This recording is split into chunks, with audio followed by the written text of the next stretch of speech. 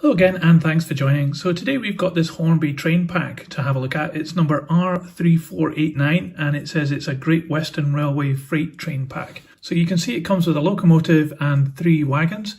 So we're going to have a look at that today. So this certainly looks like it's brand new, but I did actually get it as a second-hand item. However, I'm not quite sure whether this has actually been opened up before or not. Anyway, we're going to have a look and get this open and see what we've got inside.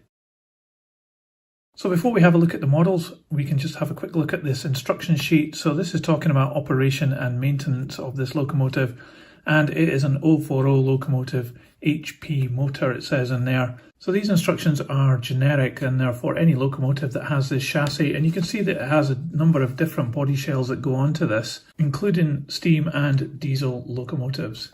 And over on this side of the page you can see details about how to fit a new motor to this. Now I don't think you would really need to have to do that, and I would hope that the motor would last a long time on this locomotive. So all the models are held in this plastic tray here, and you can see that we've got the locomotive, an open wagon, a box car and a guard's van. So here we have our 2 friends from Hornby, seem to get around everywhere. It's the old driver and fireman here in this packaging, along with their vacuum pipes. These guys must never take a break from working because they're always in every single steam locomotive that Hornby does. Here they are again, and we can fit these into this model if we want to. So let's get these models out then.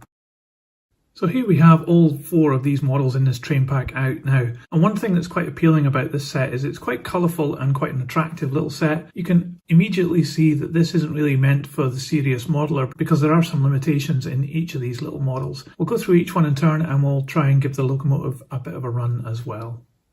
So this is the locomotive that we get in this pack. It's a simple 040 locomotive with simple valve gear down here, and it has this quite attractive looking body on it. It's got a nice colour of green there, and it's accentuated with the black and also the red buffer beam. At the front here you can see that the red paint has been applied very nicely to that buffer beam, and there's no bleed or fuzziness around the edges of this, so that's really good.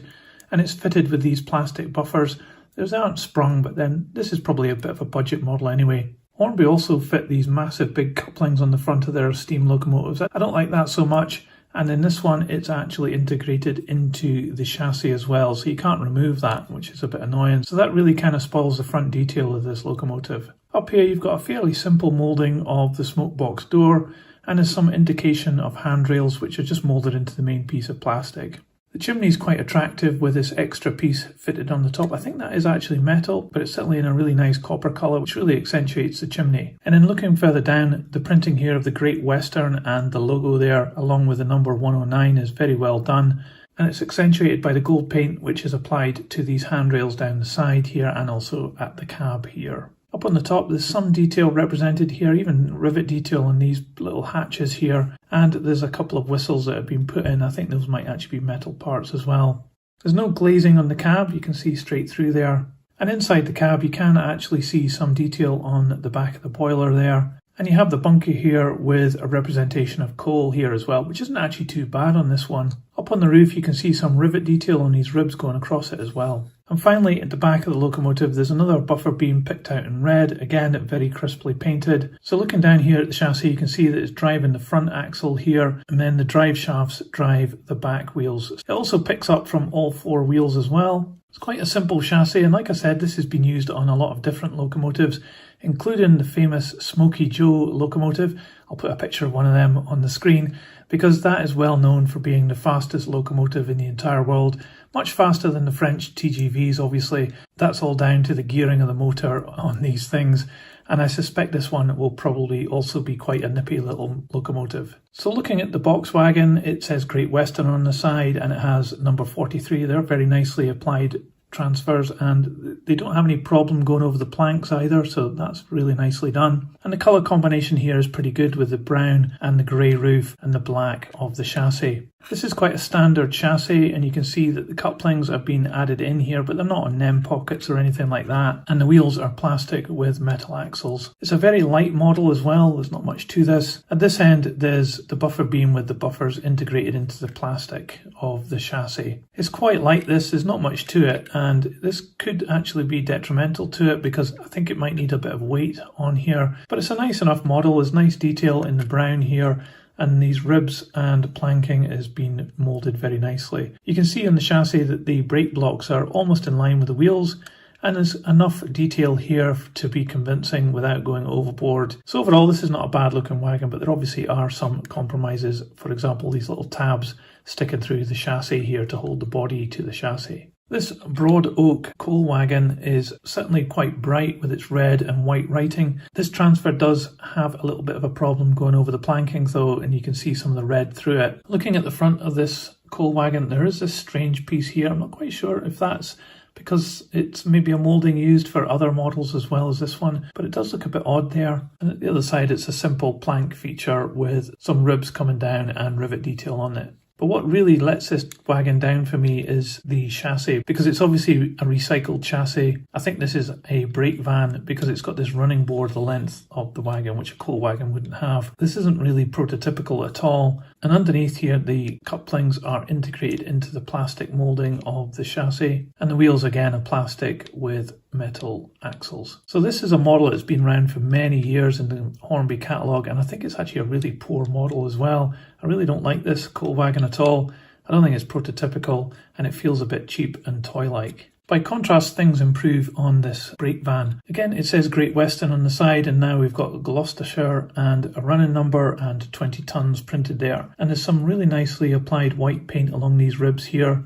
I guess it's to represent handrails, but they're only moulded into the main piece of plastic, but it's really good that they've been picked out in white there. It really makes this quite an attractive little model. It's also helped by having this white roof and the dark grey of the main piece of moulding. There's also some detail inside the veranda here. You can see the door and windows there, and the brake gear and some other bits and pieces. There's no glazing on this one again though. And down this end you can see the windows and some more details of the planking and rivet detail there as well, and again no glazing. There's no interior either on this model. Up on the roof there's a simple chimney here and these rain gutters, but you can see that there's a problem with the moulding right in the middle there. You've got a moulding mark and that kind of spoils the top of this wagon a little bit. But it is a nice satin colour of the white. And looking down on the chassis, this does seem to be bespoke to this particular brake van because you've got this extra step here which lines up with the door, and you've got this other running board all the way along the bottom of the chassis.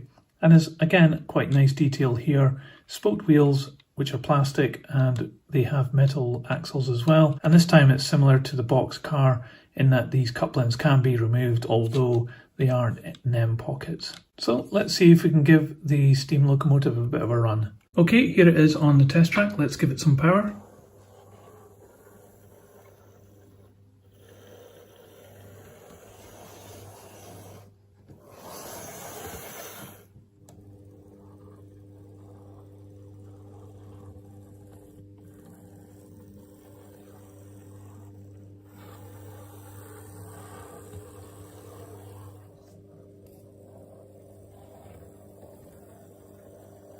So unsurprisingly, it ran really well.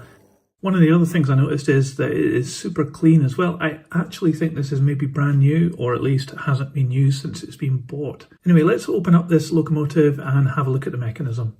Now in the instructions it said that you just needed to prise the front of the locomotive apart because there's no screws holding this. There is a screw here in the middle, but I'm actually thinking that's holding this plate on and the gears and the wheels. So I'm going to go with what the instructions said and give this a little bit of a prise with a screwdriver and see what happens.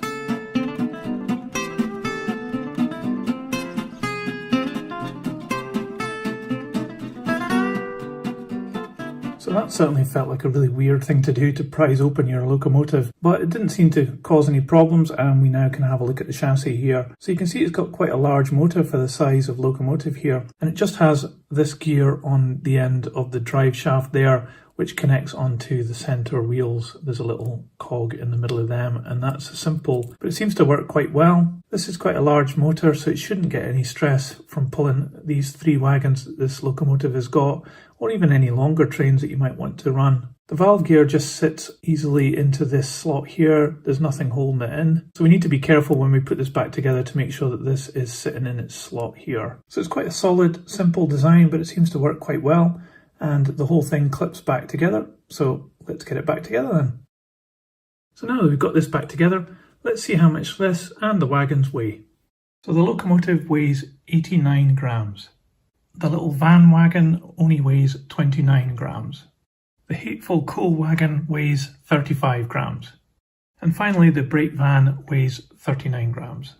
So this Great Western Railway Freight Train Pack from Hornby has been quite an interesting little set to have a look at. It's obviously been designed for a price point, and so therefore some compromises have been made. The most obvious thing is being a compromise in detail, but also the reuse of some parts like chassis from other models onto these ones here in this set. Some of the things I like about this set is that the locomotive itself has got a great colour combination, and it also comes with other wagons which are also very colourful. But some of the limitations are that this isn't a real steam locomotive, and it's been put onto a chassis which has been used on a lot of different locomotives, so it's not really realistic. And some of the other wagons possibly aren't realistic either, and there's a lack of weight in some of them which makes them feel a bit toy-like as well. So obviously this isn't a set designed for collectors, it's more a kind of introductory set or something that will make a real good gift for somebody of a younger generation who's maybe just getting into the hobby. It's low price and what you get in this pack is quite good value for money in that respect. So thinking of this set through that lens makes this actually a very attractive model for that kind of purpose. But if you're a collector or a serious modeler, then this isn't the set for you.